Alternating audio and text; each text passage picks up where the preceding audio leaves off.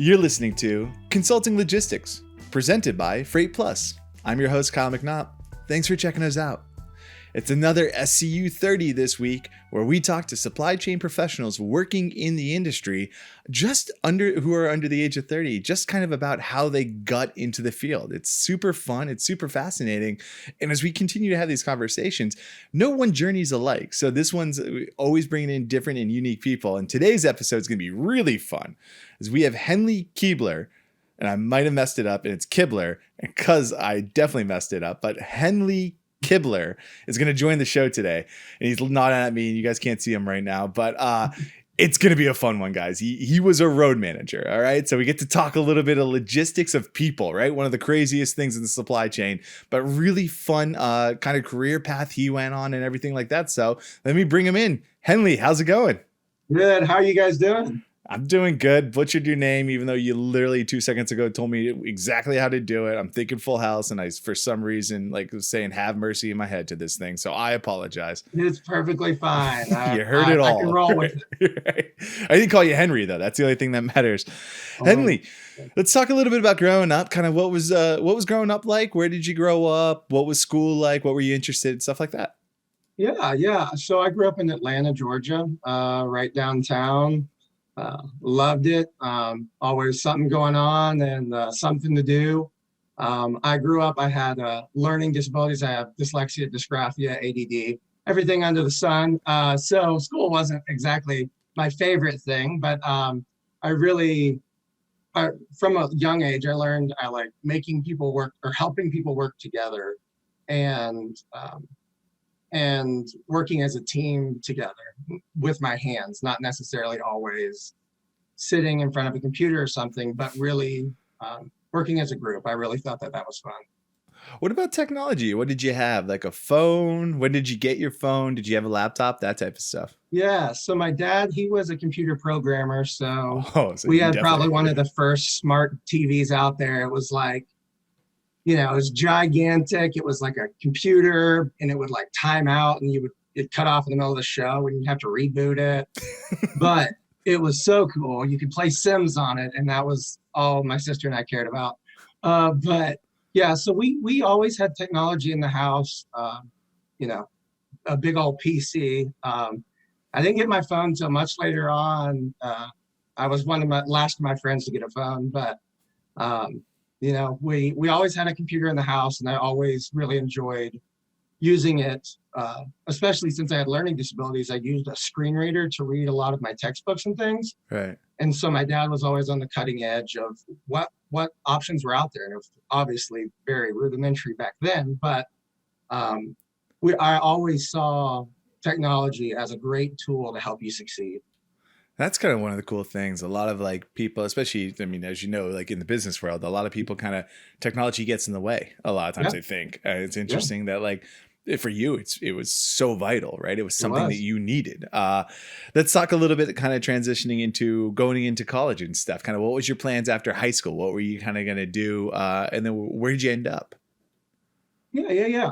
So after high school, I graduated and went to Belmont University to major in audio engineering and music and minor in music business. I did that. Growing up, I went to a church, and we had a great broadcast ministry. And so I kind of fell in love with it there. The whole production side behind the scenes, making all these moving pieces work together, right, to make something bigger than myself happen. And so I went down the avenue of audio engineering and music business.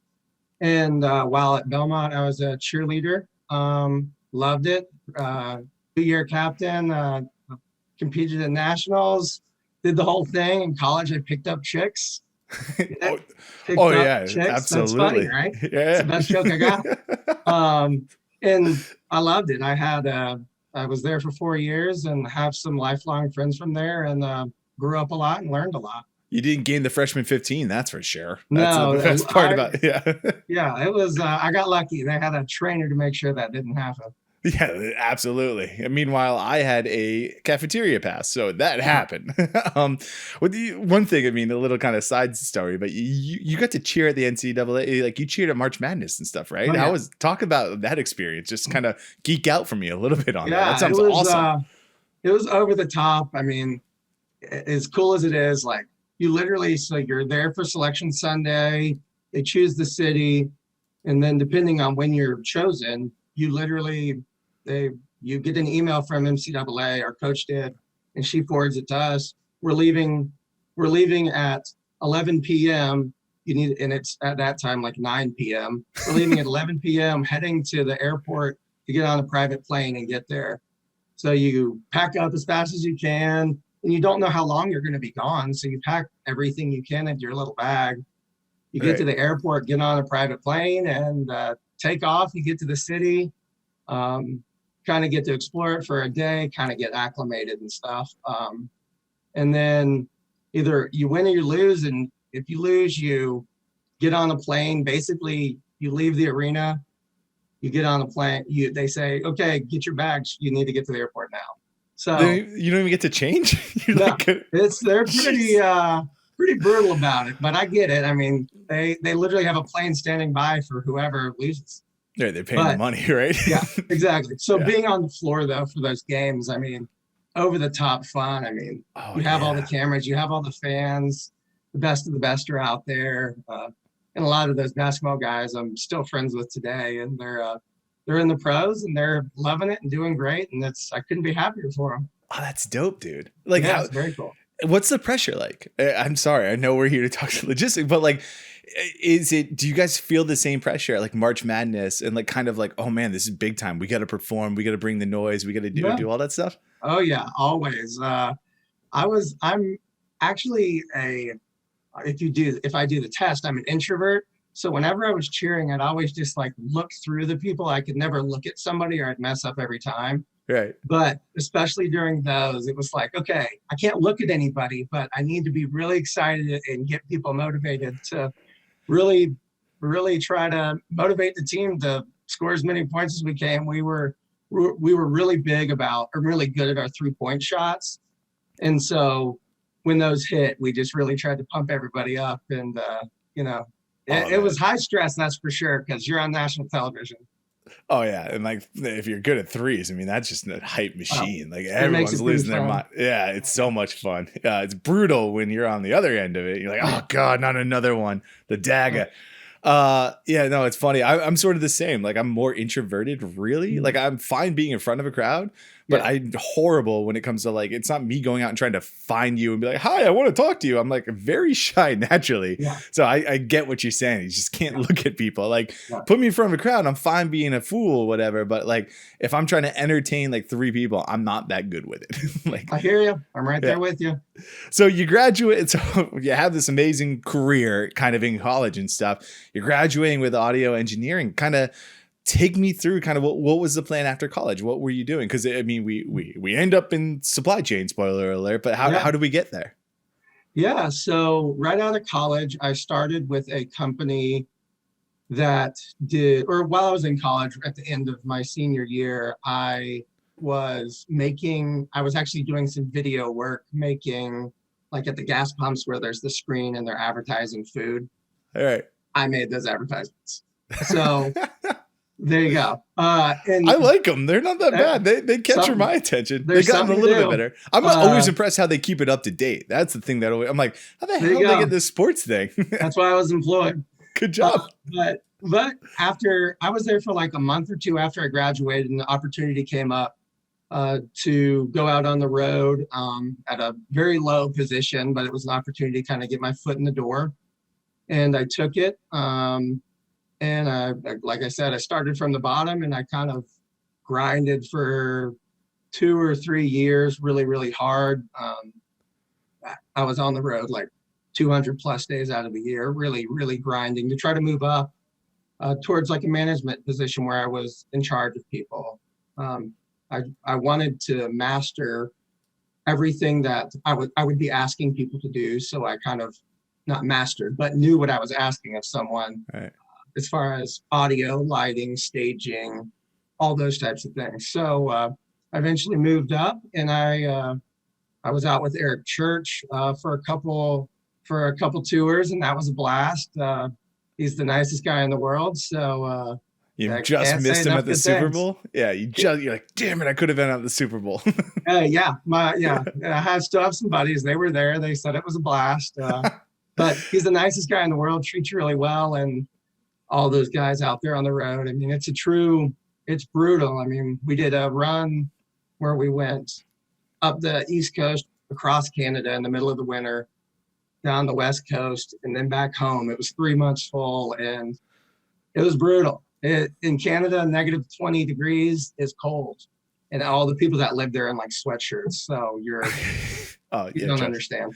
I'm based in Massachusetts, right? I see the high school kids wearing shorts. I'm a Florida boy, so I'm Didn't sitting make here any like, sense. I'm like, this isn't right. Why are you like this? I'm like, but then they complain when it's hot. I'm like, it ain't hot. Exactly. But I mean, that's fascinating. Like, you say you were on the road, but you were essentially a tour and logistics manager, kind of was what you like the role you kind of worked into, which is interesting, right? You're working supply chain, but you're working it for one of the hardest products there is, which is people, in the sense of concerts and stuff like that. Not horrible. I'm not saying one of those, like something bad, but talk to me about that. What were some of the logistics nightmares and stuff? I mean, it's got to be weather. It's got to be just timing and like traffic. I mean, you dealt with the exact same stuff that, spoiler alert, you dealt with today, right? Yeah, exactly.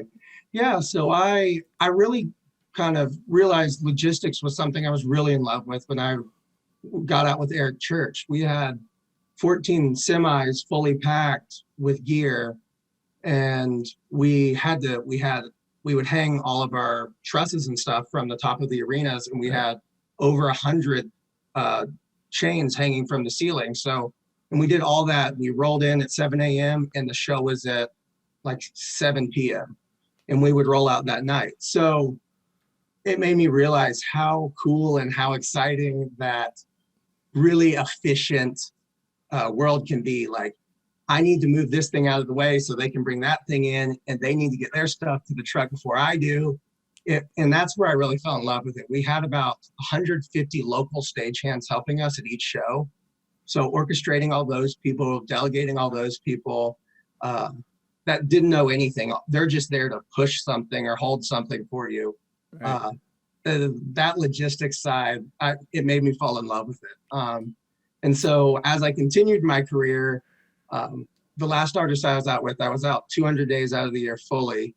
And I was managing everything from flights to from once we show up at venues to make sure everything's there, make sure the show happens right, make sure it happens the way the artist would want, make sure the artist is happy, manage transportation as far as buses or rental cars, semis, if we have a semi full of gear, dealing with all the blowouts in every one of those vehicles you could possibly be in. Right. We would travel with 40 pieces of gear with commercial airlines. But I mean, I've done everything under the sun in that world, and it was a blast. I mean, I had a blast. I've done stuff, been to Australia, been all over the world, and I didn't pay for it. It was great. Yeah, you learned on someone else's dime, right? You got to get all that experience. Exactly. Well, how did hours of service kind of affect you? That was something I read a FreightWise article way back in the day where they were talking about like the logistics of concerts and stuff like that. Like, how bad was hours of service? And especially when like electronic logging devices hit, did that like affect you at all? Yeah. So that was a really big thing. That was a really challenging big thing. And the busing companies and the trucking companies were super resistant to it, especially in that touring world. Right. Because before, you could go from Atlanta to Kansas, or you could go to Atlanta to Vegas really in a day. You can do it. And with the logs, you can't fudge them anymore. You're breaking the law doing that. Right. So routing changed on where you can do concerts, where in the country, when you can do them. So it made it, you needed to be really precise and really do your research on each market to make sure that market, your people are going to turn up for it, even though it's only 100 miles away or 200 miles away from the last place. And as far as like for the busing, that was what I dealt with most of the time. We would have to get, if we were like in New York and we had to get home, pricing it out to see if we should fly home or take the bus. And the busing was a nightmare because you'd have to fly in a co-driver and they'd have to switch out. Team driving and all that crazy stuff. It was interesting. And it showed me how fragile that system is and how much planning goes into, especially like long hauls. Oh, I got to imagine for you, like now kind of with your current job, you're probably like, anytime they're like, we need this there in 7 days. Yeah. You're like, what's the harm? Like, you're like, no dirt off my shoulder. Yeah. You're like, that's easy. That's it. I'm like, you're telling me that it's not tomorrow and there's going to be 80,000 people in an arena that are there paid money to see this. And like, I have to deal with all these people. If this doesn't work, I'm just dealing with you. Like, let's do this. Come on at me. I in my interview for my job at FreightWise, I said, I understand, like, I'm going to have to put in extra hours. When I was on the road, I was the first one off the bus at 7 a.m. and the last one on at 4 a.m. And I had happy clients. I had happy people working with me. Right. And I would do that day after day. Happy artist. We're not going to make you work that hard. And I said, well, I know what it takes to get where you want to be. So, I loved it. My job was to make people would save their money all year for a show. And that was my job, to make those shows happen. So very rewarding. Yeah, it's super rewarding. So you talk about all these super complicated things, right? Logistics in general is very complicated. And you talked a little bit about like, hey, I started at the bottom, started as a grunt and kind of worked my way up. How did that learning work? Was it all just experience and listening? Like how did you kind of get to learn logistics? Yeah. So I think I'm very good at observing people doing practices or techniques and either doing what they're doing or taking some of that and making it into my own learning style. Right. And that's kind of what I've done. And surrounding yourself with people that are smarter than you. That's what my mom always says. Because they'll always make you look better and you'll always learn from them. So that's what I've tried to do. If there's somebody that wants to teach you something, listen to it. You don't have to do it, but listening to it's always helpful. Oh yeah, no, it definitely is great advice. How much did technology play a factor in that? I mean, we talked already about electronic logging devices, but I'm assuming a lot of it's kind of planned out, right? You don't just get on a 200-date tour and be like, oh crap, next week, how are we going to do this? But how much did technology play kind of a factor in kind of handling that logistics, especially because it's so real time? It's so like, oh no, Texas is covered in snow and these idiots have no idea what they're doing with this thing. Or Atlanta. I know Atlanta had their little snow apocalypse a couple of years back. Or Boston had a tropical storm and now they're freaking out. How did you handle kind of what technology helps you with real time? And like, were you trained on that technology or was it something like, yo, man, I just grew up with this stuff. I understand it. Yeah, well, I not necessarily grew up with it, but I found the tools. Like I saw the need for a tool that nobody was using and tried to implement it. Right. We use a system in the touring world that it's basically a big calendar that you can throw everything in and people can look at it. But it's, like one of the issues we always ran into was during festival season, you're out in a field or at a country fair or something, and weather is very prevalent in the South. And so trying to deal with that and finding reliable tools to track that and anticipate it and go ahead and have a game plan set. If it starts raining, are we ready to cover all of our equipment? Can we like protect everybody? If there's lightning, one of the things I dealt with, I had a bunch of friends at that Vegas shooting. After that, I kind of really tightened up on that and really dug in. That was a whole nother set of my planning to make sure they knew where the Trauma Center was in the city we were in. The ambulance guy knew where that was, just in case. So my guy stayed safe and everybody around us stayed safe. And it wasn't a concern for anybody that safety wasn't there. Yeah, actually, believe it or not, my previous life was working for the National Fire Protection Association that came out with the whole kind of responsive plan for like active shooter and stuff. I mean, Yeah. I was in Vegas with the firefighter who was one of the first ones on the scene, and he was talking about just the chaos of all that stuff. So yeah, Yeah. and then you're Very planning for scary. this as like under 20, like under 30, and you're like, all right, how do I manage an active shooter? That's nuts, dude. Yeah, it was nuts, but I mean, it really did give me a lot of experience because my artist wasn't that concerned about it, but it was something that, It's your people. yeah, they're my people, they're my family. While I'm on the road, Right.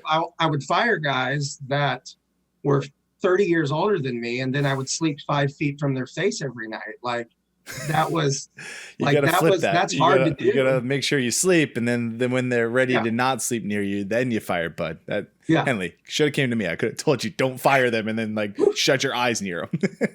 But I learned a lot, got kind of thrown into it. But as far as tools go, I tried to use everything I could out there. I mean, I wish I had better tools, but I'm realizing in the logistics, now that I'm actually in it, the logistics world has so many great tools and so many great resources that aren't being utilized or are just coming out, that can really increase your productivity, that most people aren't using because they think it's either going to replace them or it's going to slow them down.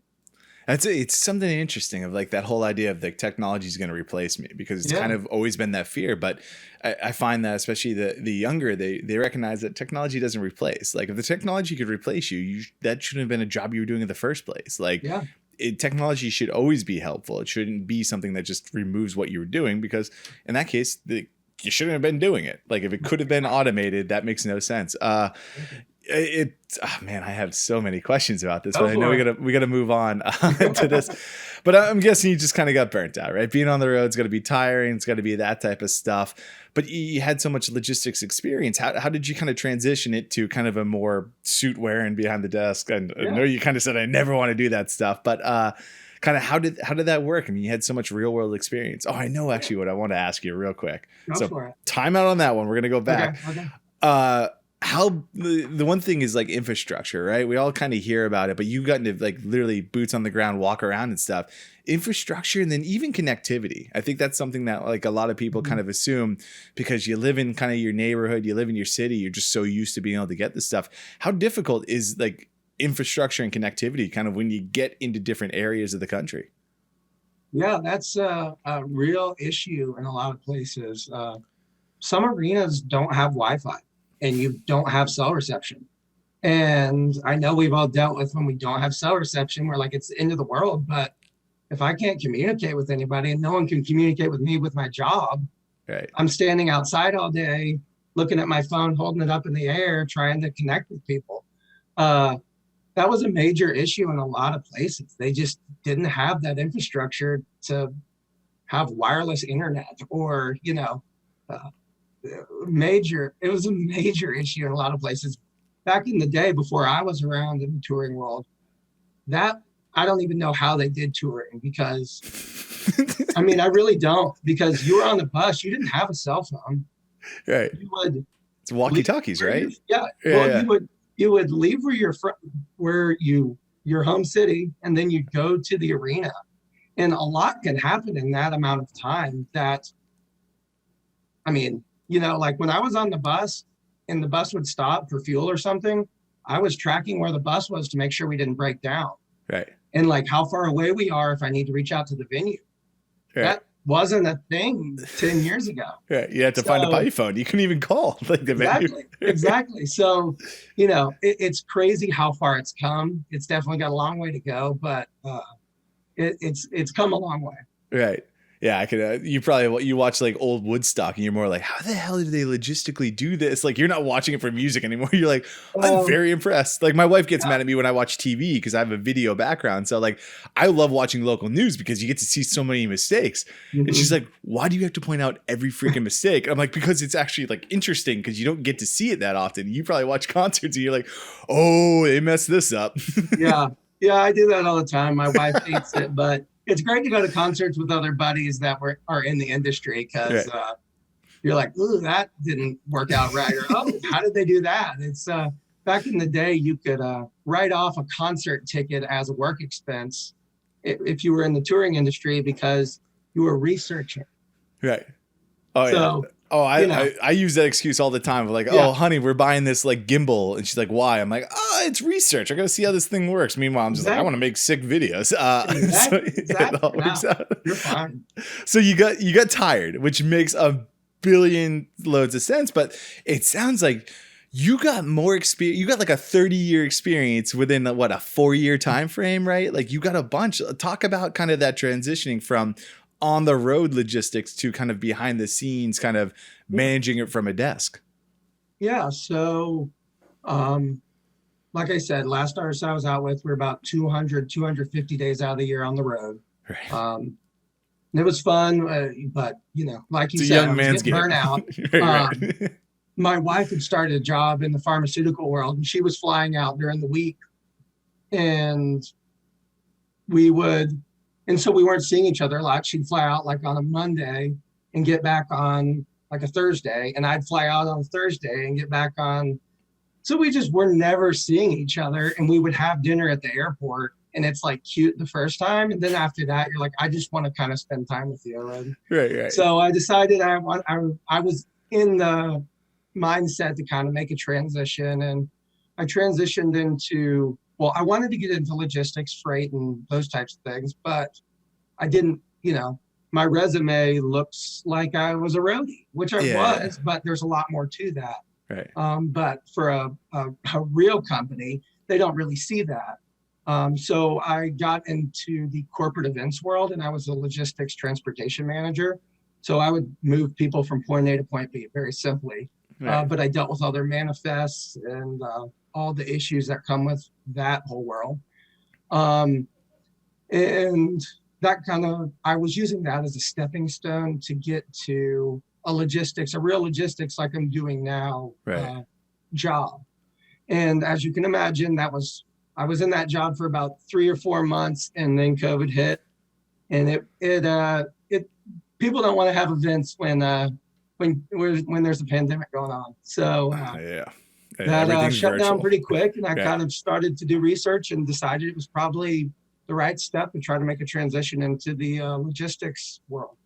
So why logistics? It just was one of the things that you found like so much like fascinating, and like it's always problem solving. It's always kind of up to date. You actually have to pay attention to macro trends more or less to kind of figure it out. Yeah. I wanted to get into logistics. Like you said, I like the problem solving. I like finding small little things that could potentially help you thinking through or trying to think through every scenario. And when those scenarios don't come out and a completely different thing comes up that you need to try to problem solve, you can still fix it because of the pre-planning you've done. I love that. I love that challenge that literally every day it brings. And I like that the logistics and freight industry, they have so many tools, so many, like I said, the technology and the tools that aren't utilized.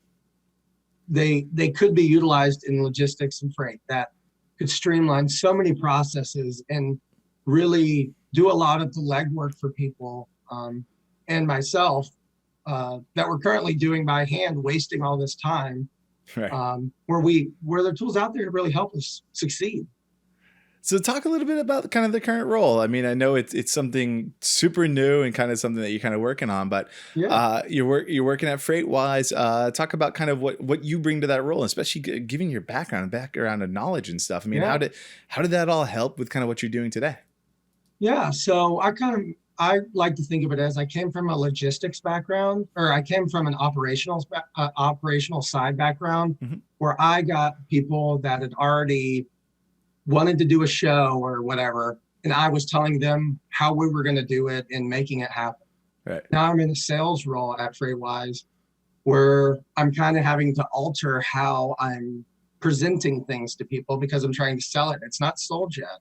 But having that operational side has really helped me be able to communicate really well, because I don't just think of the sale speech. I think of what that means, the repercussions to that. And I think all the way down the line, which I think my clients really appreciate. Oh, I bet. I mean, also, you probably can just tell a concert or a story or two, and they're like, all right, cool, this is psyched. I'm pumped to hear about this. You like just casually drop it, like, oh, yeah, I remember when we had to go with Eric Church from Boston to Canada, and like we were doing it. And they're like, oh, what? So you probably get a nice little update. Like, also, I've cheered at March Madness. I've done a ton of stuff. What do you want to talk about? That's awesome. What excites you the most? I mean, to me, what I'm hearing from you a lot is like, wow, there's so much opportunity. And also every day is not boring. But I mean, I don't want to put words in your mouth, but what excites you the most about working in logistics and kind of in the supply chain? Yeah. I think the thing that excites me most is learning a new process, learning a new way of thinking, and using tools to make that happen. I'm a big fan of using LinkedIn to connect with people and make another connection, to try to get a conversation started, and really using everything out there to your advantage to succeed. I think researching new tools and looking at what other people have done and building on that, that's really exciting for me because it's always a learning opportunity, to always grow. And that's really fun.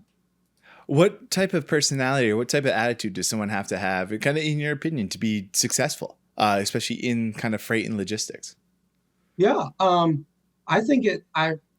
be honest, I think it takes all kinds of people. I mean, I'm in sales, but I mean, like I said, I'm considered an introvert, but I come across as a very big extrovert. But being able to dial back, if you're a super introvert, being able to kind of step out of your bubble a little bit to challenge a client or to, make them think a different way that they don't necessarily feel comfortable with, but something they should know to show that you're really knowledgeable. Or if you're an extrovert and you talk way too much, being able to dial it back and saying, I need to listen right now. And I have great things to say, but I need to consolidate and really say what I really mean and make it really impactful.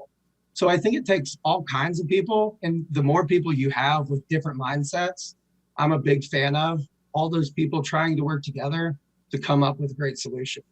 Because all of those people have different backgrounds and they can come up with a solution that you never would have thought of.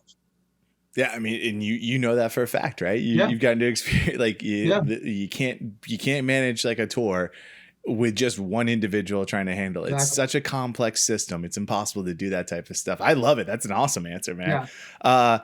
I guess some advice. What advice would you've been hinting, you've been talking a little bit about that, but do you have any is there a go-to advice you tell it to like younger people? It's sort of like, hey, this is kind of one thing to keep top of mind when it comes to working in this industry. Yeah.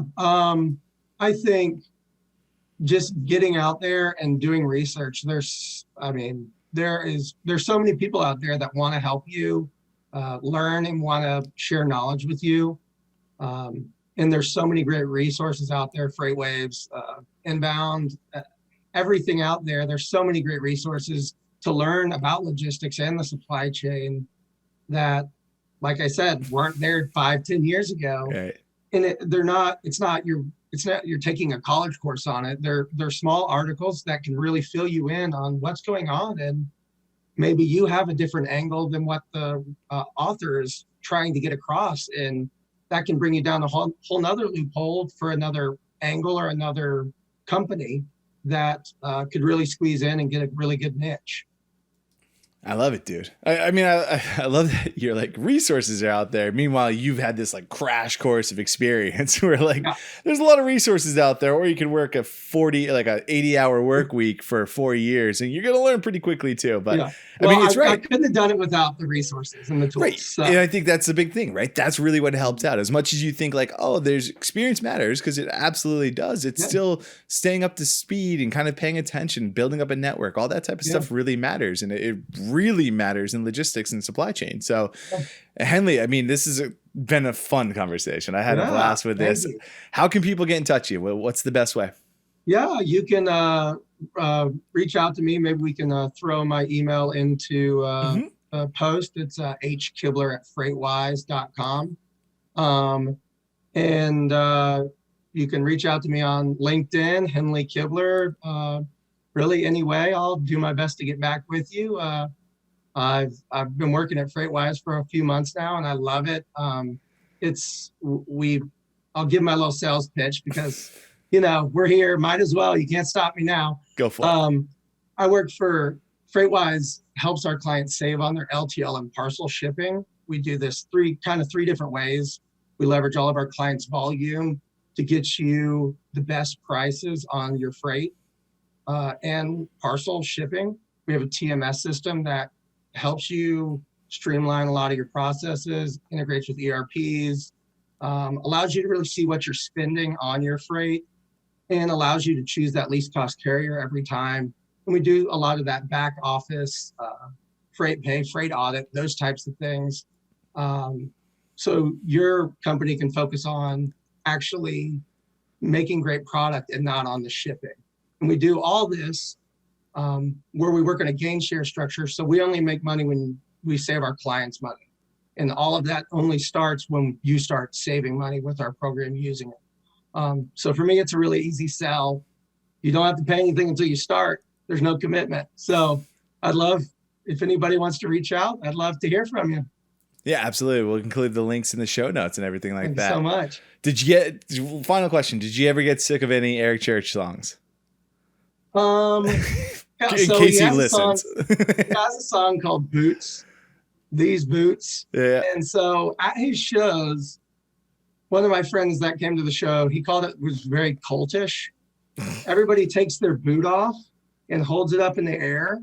And I don't know if you've ever been to a concert where people are drinking, but the floor is disgusting. Yeah. And then while he's playing the song, he'll stop and point at somebody and they throw the boot and he signs it and tosses it back, right? But some people just throw their boot and they leave with one boot on. Oh.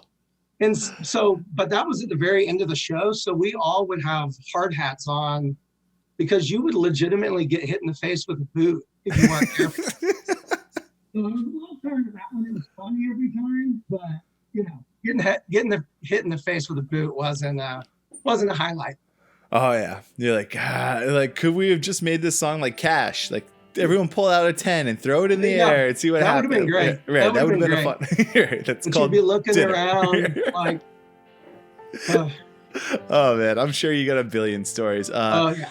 Henley, this was a blast, man. Thank you so much for talking to me today. Thanks so much, Kyle, for having me. It's been a blast. Absolutely. Have a great day. You too. Bye-bye. Bye. And that's our show. Are you a supply chain professional under the age of 30 interested in talking about your journey?